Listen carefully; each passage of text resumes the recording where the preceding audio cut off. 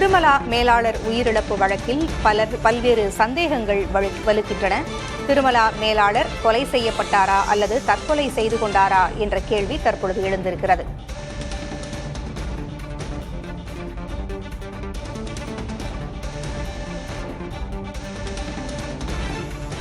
விவரங்களை வழங்க செய்தியாளர் அன்பரசன் மற்றும் ஆனந்தன் ஆகியோர் இணைந்திருக்கிறார்கள். முதலில் அன்பரசன், தற்பொழுது இது கொலையா அல்லது தற்கொலையா என்கின்ற சந்தேகம் எழுந்திருக்கிறது. என்னென்ன முகாந்திரங்களில் இந்த சந்தேகம் எழுந்திருக்கிறது? தற்பொழுது திருமலா பால் நிறுவன கருவூல மேலாளர் நவீன் பொலினேனி என்பவர் தற்கொலை செய்து கொண்ட வழக்கில் தற்போது பல்வேறு சர்ச்சைகளும் பல்வேறு திருப்பங்களும் ஏற்படுத்தியிருக்கிறது. குறிப்பாக அவர் தற்கொலை செய்து கொண்ட சம்பவத்தில் அவர் அடித்து கொலை செய்யப்பட்டாரா என பல்வேறு சர்ச்சைகள் எழுந்த நிலையில் தற்போது போலீசார் ஒரு விளக்கம் அளித்திருக்கிறார்கள். குறிப்பாக பிணவரை அதாவது உடற்கூராய்வு அறிக்கையின் அடிப்படையில் அவர் 100% தற்கொலை செய்து கொண்டதாகவும் அவரது உடலில் நகைக்கீறல்கள் காயங்களோ அல்லது வேறு ஏதேனும் தாக்குதலுக்குள்ளான காயங்களோ இல்லை எனவும் போலீசார் தரப்பில் தெரிவிக்கப்பட்டிருக்கிறது. அதே போன்று அவர் தற்கொலை செய்து கொள்வதற்கு முன்பாக அந்த இடத்தில் நாற்காலிகளே இல்லை, பின்பு எவ்வாறு நவீன் என்பவர் தற்கொலை செய்து கொள்ள முடியும் என்ற ஒரு கேள்வியும் எழுந்தது. இந்த நிலையில் தடயவியல் துறை அதிகாரிகள் தெரிவித்ததாக போலீசார் தற்போது ஒரு தகவல் தெரிவித்திருக்கிறார்கள். குறிப்பாக அந்த 3 சென்ட் இடத்தில் காலி இடத்தில் புதிதாக ஒரு கட்டிடம் அவர் கட்டுவதற்காக ஒரு குடிசை போடப்பட்டிருந்ததாகவும் அந்த இடத்தில் அவர் சிமெண்ட் மூட்டைகளை அடுக்கி வைத்திருந்ததாகவும் அந்த சிமெண்ட் மூட்டையிலிருந்து தான் அவர் தற்கொலை செய்து கொண்டதாகவும் தடயவியல் துறை அதிகாரிகள் தெரிவித்ததாக போலீசார் தகவல் தெரிவித்திருக்கிறார்கள். குறிப்பாக திருமலா பால் நிறுவன கருவூல மேலாளராக இருந்து வந்தவர்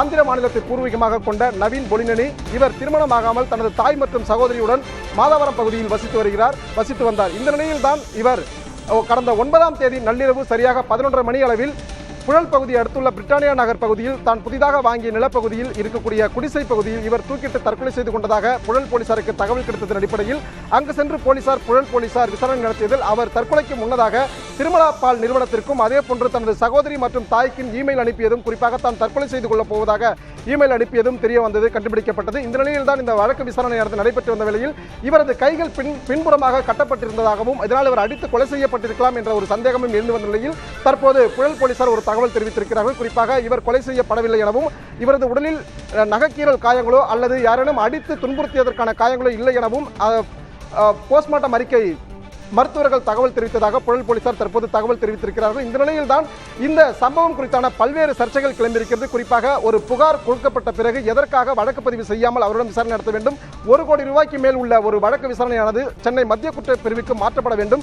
ஆனால் துணை ஆணையர் அலுவலகத்தில் எவ்வாறு விசாரிக்கப்பட்டது? அவர் வேறு ஏதேனும் சித்திரவதைக்கு உள்ளாக்கப்பட்டாரா என்பது குறித்து பல்வேறு வினாக்கள் சமூக வலைதளங்களில் எழுந்தது. குறிப்பாக கடந்த மாதம் 24ஆம் தேதி திருமலா பால் நிர்வாகியான தமிமுல் அன்சாரி என்பவர் சென்னை மத்திய குற்றப்பிரிவு காவல் நிலையத்தில் ஒரு புகார் அளித்தார். குறிப்பாக இதே அலுவலகத்தில் கருவூல மேனேஜராக பணியாற்றி வரும் நவீன் பொலினேனி என்பவர் 44 கோடி 50 லட்சம் ரூபாய் அளவில் அவர் கையாடல் செய்துவிட்டதாகவும் குறிப்பாக 2022ஆம் ஆண்டு ஏப்ரல் மாதத்திலிருந்து இவர் கருவூல மேலாளராக இருந்து வந்த நவீன் பொலினேனி கடந்த 3 ஆண்டுகளாக நிர்வாகத்திற்கு தெரியாமல் 44 கோடி 50 லட்சம் பண அளவில் மோசடி செய்யப்பட்டுள்ளதாகவும் இதனால் இவர் மீது நடவடிக்கை எடுத்து அந்த பணத்தை மீட்டு தரும்படியும் புகார் அளித்திருந்தார். இந்த நிலையில் தான் கடந்த மாதம் 24ஆம் தேதி சென்னை மத்திய குற்றப்பிரிவில் புகார் அளிக்கப்பட்டதுடன் கடந்த மாதம் 25ஆம் தேதி அதே தமிமுல் அன்சாரி என்பவர் கடந்த மாதம் 25ஆம் தேதி சென்னை கொளத்தூர் மாவட்ட துணை ஆணையர் பாண்டியராஜன் முன்னிலையில் அந்த புகாரை மீண்டும் அவர் அளித்திருக்கிறார். இதன் அடிப்படையில் தான் 26ஆம் தேதி அந்த திருமலா பால் நிர்வாகிகள் கூப்பிட்டு அந்த நவீன் என்பவரை கூப்பிட்டு விசாரித்ததாகவும் இதனால் கடந்த மாதம் 26ஆம் தேதி அவர் தான் 44 கோடியே 50 லட்சம் பணத்தை மோசடி செய்ததாக ஒப்புக்கொண்டதாகவும் கூறப்படுகிறது. இதனையடுத்து தான் கடந்த மாதம் 26ஆம் தேதி அவர் ரூபாய் 5 கோடி அளவிலான பணத்தை திருமலா நிர்வாகத்திற்கு அனுப்பி வைத்ததாகவும் மேற்கொண்டு பணத்தை பேச்சுவார்த்தையின் அடிப்படையில் தான் அனுப்பி வைப்பதாகவும் அவர் கூறியதாக போலீசார் தரப்பில் தெரிவிக்கப்படுகிறது. இந்த நிலையில் தான் கடந்த 9ஆம் தேதி காலை அதே திருமலா பால் நிறுவனத்தைச் சேர்ந்த நரேஷ் முகுந்த் என்ற 2 நபர்கள் நவீன் பொலினேனியை சந்தித்து நீ பணத்தை கொடுத்தாலும் நீ காவல் நிலையத்திற்கு செல்வது உறுதி என கூறி மிரட்டியதாக கூறப்படுகிறது. இந்த நிலையில் தான் கடந்த 9ஆம் தேதி நள்ளிரவு சரியாக 11:30 மணி அளவில் அவர் புழல் பகுதி அடுத்துள்ள பிரிட்டானியா பகுதியில் தனது நிலத்தில் தனது தார்காரில் சென்று அவர் கைகளை பின்னால் கட்டி கொண்டதாகவும் அதன் பின்னாக அவர் தற்கொலை செய்து கொண்டதாகவும் போலீசார் தரப்பில் தெரிவிக்கப்பட்டிருக்கிறது. இந்த நிலையில் தான் அந்த கொளத்தூர் துணை ஆணையர் அலுவலகத்தில் குறிப்பாக கொளத்தூர் துணை ஆணையர் பாண்டியராஜன் முன்னிலையில் நடந்தது என்ன என்பது குறித்து விசாரிப்பதற்காக இன்று காலை முதல் குளத்தூர் துணை ஆணையர் பாண்டியராஜன் என்பவரை சென்னை காவல் ஆணையர் அலுவலகம் வரவழைத்து அவரிடம் தீவிர விசாரணை நடத்தப்பட்டு வருகிறது. குறிப்பாக இணை ஆணையர் தலைமையில் துணை ஆணையர் பாண்டியராஜனிடம் விசாரணையானது நடத்தப்பட்டு வருகிறது. குறிப்பாக நேற்றைய பொழுது அதாவது 9ஆம் தேதி நள்ளிரவு திருமலா பால் நிறுவனர் நிறுவன மேலாளர் நவீன் பொலினனி தற்கொலை செய்து கொண்டதற்கு பிறகாக 10ஆம் தேதி, அதாவது நேற்று காலை அவரது உடல் விசாரணையானது நடைபெற்றது. ஆனால் நேற்று காலை 10ஆம் தேதியான நேற்று காலை முதல் கொளத்தூர் துணை ஆணையர் பாண்டியராஜன் என்பவர் விடுப்பில் இருந்த காரணத்தினால் எதற்காக நேற்று இவர் விடுப்பில் இருந்தார் என்பது குறித்தும், அதே போன்று 26ஆம் தேதி காவல் நிலையத்தில், அதாவது துணை ஆணையர் அலுவலகத்தில் கட்ட பஞ்சாயத்து நடைபெற்றதா என்பது குறித்தும் தற்போது துணை ஆணையரிடம் விசாரணையானது நடைபெற்று வருகிறது. குறிப்பாக காலை 11 மணி அளவில் கொளத்தூர் துணை ஆணையர் பாண்டியராஜன் சென்னை காவல் ஆணையர் அலுவலகத்திற்கு வருகை தந்தார். அவரிடம் தொடர் விசாரணையானது இணை ஆணையர் தலைமையில் நடத்தப்பட்டு வருகிறது. இந்த நிலையில் தான் மாதாவரம் குற்றப்பிரிவு காவல் ஆய்வாளர் தற்போது காத்திருப்போர் பட்டியலுக்கு மாற்றம் செய்யப்பட்டிருக்கிறது. ஏனென்றால் 1 கோடி ரூபாய்க்கு மேல் உள்ள மோசடி வழக்கு என்றால் உடனடியாக அவை மத்திய குற்றப்பிரிவு, சென்னை மத்திய குற்றப்பிரிவுக்கு மாற்றப்பட்டு அங்குதான் விசாரணை நடத்தப்பட வேண்டும்.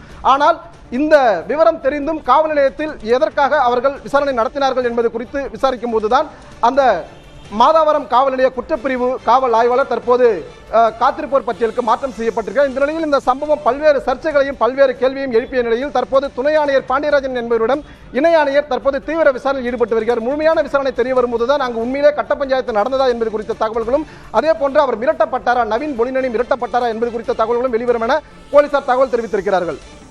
நவீன் முதலில் தன்னுடைய தற்கொலை குறிப்பை தன்னுடைய சகோதரிக்கு மின்னஞ்சல் மூலமாக அனுப்பியிருக்கிறார். அவரது சகோதரியை தொடர்பு கொள்ள முடிந்ததா? இது குறித்து அவர் என்ன சொல்றாங்க?